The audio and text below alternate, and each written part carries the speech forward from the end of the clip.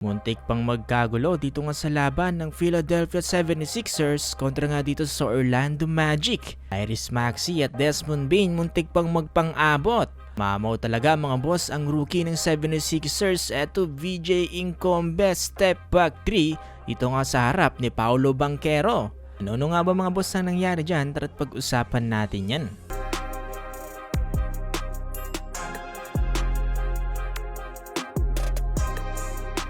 NBA regular season na mga boss at eto mainit ang laban dito nga ng Orlando Magic kontra nga dito sa Philadelphia 76ers. Wala pa rin si Joel Embiid dito nga para sa Philly. Pero eto sa early quarter magandang depensa kagad ang pinakita dyan ng Philadelphia 76ers. Good hustle then for the rookie of Philadelphia 76ers na si VJ Incombe. Eto wide open layup.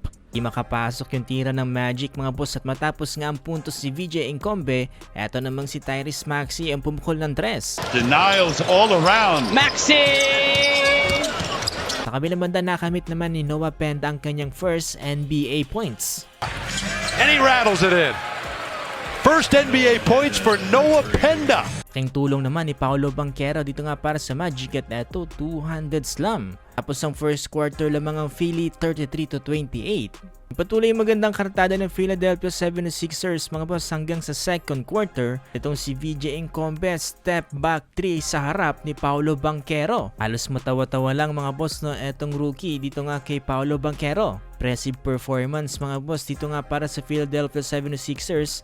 Lalong-lalo na dahil nasasabayan din itong si VJ Incombe dito nga ni Tyrese Maxey. Hindi rin nakalusot etong si Paolo Banchero dito nga kay Kelly Oubre mga boss no finilexan ng muscle. Tapos ang first half laki pa rin ang lamang mga boss ng Philly 72-60.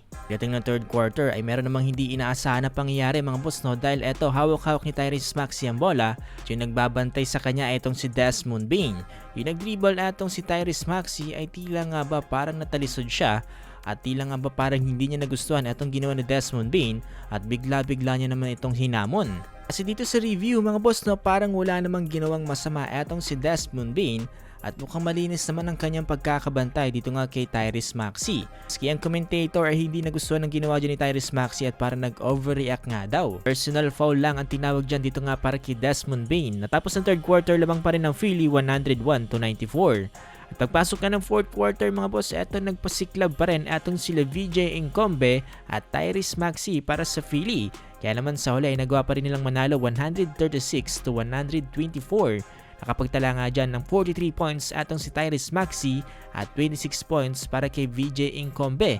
32 points naman para kay Paolo Banchero dito nga para sa Orlando Magic. Ito na rin pala mga boss no ang third straight win dito nga ng Philadelphia 76ers ngayong NBA regular season.